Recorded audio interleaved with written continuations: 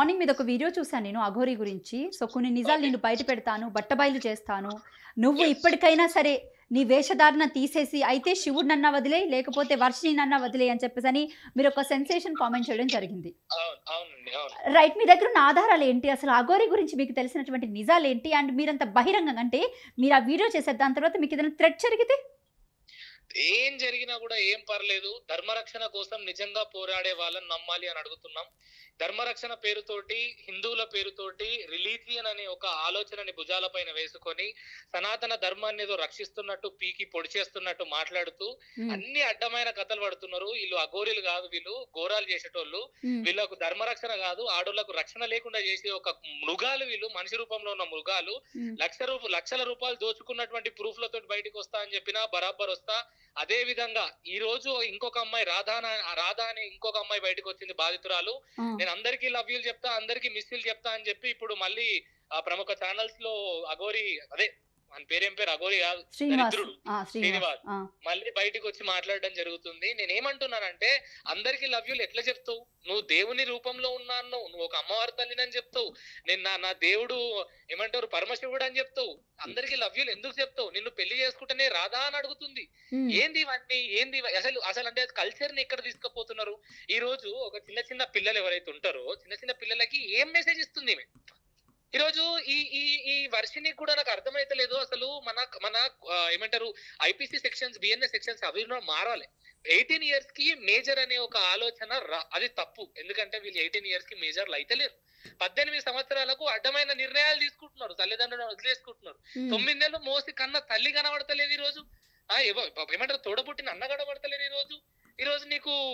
ఇది దారుణం అండి. అది నిజంగా చెప్తున్నా, ఇది కల్చర్ మారాలి, అన్ని మారాలి, నార్మల్ అవ్వాలి అని అంటే ఇలాంటి వాళ్ళని మనం నమ్మొద్దు, ప్రజలకు అప్రమత్తం చేయాలి. అందుకే బయటకు వచ్చినా దీనికోసం ఎంత దూరం అన్నా పోతాం. ఇప్పుడు అంటే బేసిక్ గా తిను ఇంత ఫండింగ్ కలెక్ట్ చేశాడు అని ప్రతిదీ ఆధారాలతో బయట పెడతానని అంటున్నారు కదా. సో అప్రాక్సిమేట్ గా ఎంత ఉండొచ్చు తను చేసినటువంటి కలెక్షన్? 3 కోట్ల రూపాయలు ఈమె ఏమంటారు ప్రజల నుంచి భక్తి పేరుతోటి దోచుకుంది అనే ఒక క్లారిటీ మనకు వస్తా ఉంది.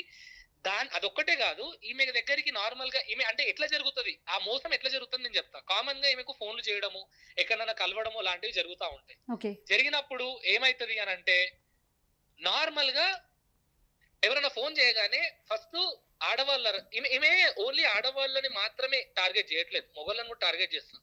ఈమె బైసెక్షువల్ ఈమె వాస్తవానికి. అఘోరి కాదు, ఈమె బైసెక్షువల్. ఈమె మగవాళ్ళతో రిలేషన్లు ఉన్నాయి కూడా బయటకు వస్తాయి, అన్ని బయటకు తీస్తాం.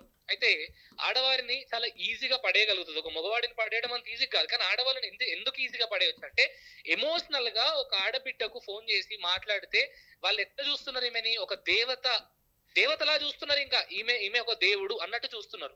అందుకే ఈమె ఏం మాట్లాడినా కూడా ఓకే మాతాజీ, ఓకే అమ్మ, మీరు ఏం చెప్తే అదే అమ్మ అనగానే ఏమంటది, నేను జీవితంలో చాలా ఎదుర్కొన్నాను, ధైర్యంగా ఉండు, నేను నిన్ను కలుస్తా చేస్తా అని చెప్తుంది. పోతుంది, కలుస్తుంది. కలిసిన తర్వాత ఏం చెప్తుంది అంటే ఎందుకో నిన్ను చాలా మిస్ అవుతున్నా, నువ్వు నాకు ఎందుకో డిఫరెంట్ కనబడుతున్నావు అని చెప్పి మెల్లగా ఆమె బాధలను విని నీ బాధలకు నేను తోడుగా ఉంటా అని చెప్పి అడ్డమైన మాటలు చెప్తాను.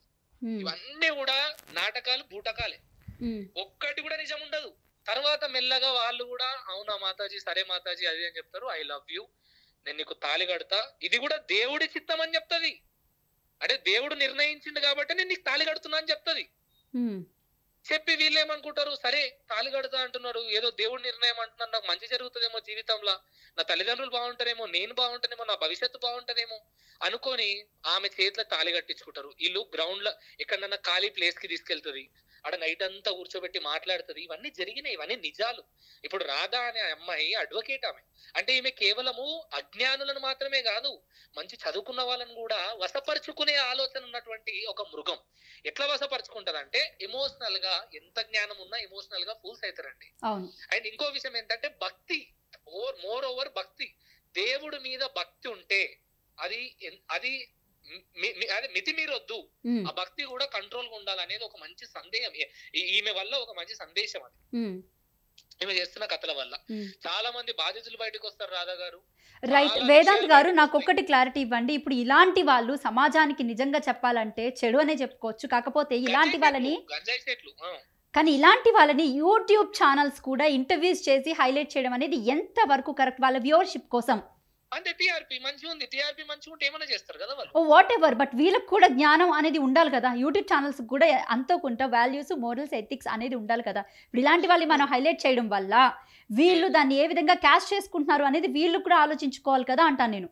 ఇప్పుడు ఇప్పుడు విషయం ఏంటంటే జరుగుతున్నాయి అన్ని జరుగుతున్నట్టుగా చూపించే ప్రయత్నం చేస్తున్నాం మేము ప్రముఖ మీడియా ఛానల్స్ అని చెప్తారు. అవును. ఇప్పుడు లాస్ట్ టైం ఒక పెద్ద యాంకరే ఆ. ఆమెను ఇంటర్వ్యూ చేస్తూ ఏమని అడుగుతున్నాడు అంటే, వర్షిణిని అడుగుతున్నాడు, ఎవరు భార్య ఎవరు భర్త, మీ ఇద్దరు ఎట్లుండబోతున్నారు, ఇవి అడుగుతున్నాడు. ఒక మంచి జర్నలిస్ట్, మంచి వాయిస్ ఉంది, మంచి ఫేస్ వాల్యూ ఉంది, తను ప్రశ్నించాల్సింది ఏంటి? తల్లిదండ్రులను వదిలేసినావు, సిగ్గుశరం ఉన్నదా అమ్మ నీకు, నడువు ఇంటికి నడువు అని చెప్పాల్సిన వ్యక్తి మీ ఇద్దరు ఎట్లుండబోతున్నారు, శోభనం ఎప్పుడు, పెళ్లి ఎప్పుడు, గివ్యా ప్రశ్నలు అడిగేటివి. ఉమ్. ఇట్లా అడగడం వల్ల ఏం జరుగుతుందండి? ఒక 18 years అప్పుడే ఇంటర్, అప్పుడే డిగ్రీ అయిపోయిన అమ్మాయి, డిగ్రీ ఫస్ట్ ఇయర్ ఉన్న అమ్మాయి ఉమ్. ఈ వీడియోలు చూస్తే ఏమనుకుంటారండి?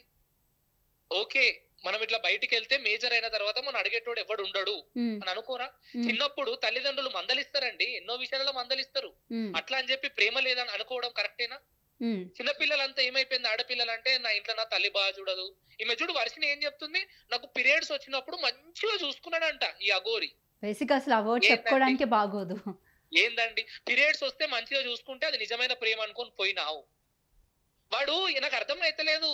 ఈ శ్రీనివాస్ అనేటోడు మెడల ఏమంటారు జేబులా ఒక 80-90 తాళీలు పెట్టుకొని తిరుగుతున్నాడు. ఇప్పటికో 40-50 అయిపోయిండొచ్చు, ఇక ఇంకా కట్టుకుంటూ పోతున్నాడు అనమాట. ఎవరు కనబడితే వాళ్ళని కట్టుడు. అండ్ ఇప్పుడు ప్రస్తుతం వర్షిని మెడలో ఉన్నటువంటి వెండి తాళి ఏదైతే ఉందో ఆ తాళి ముందు రాధా కట్టిందంట January 1వ తారీఖు నాడు.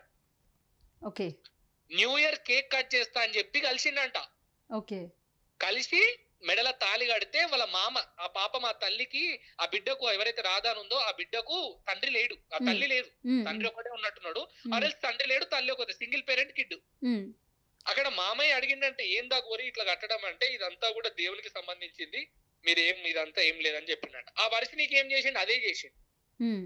ఇప్పుడు ఈమె దేవత వస్తది, దేవుడు వస్తది, ఈమెను ఏదో ఏమైనా శక్తులు ఉన్నాయి, బంక చెక్కలు ఏం లేవు ఈమె దగ్గర.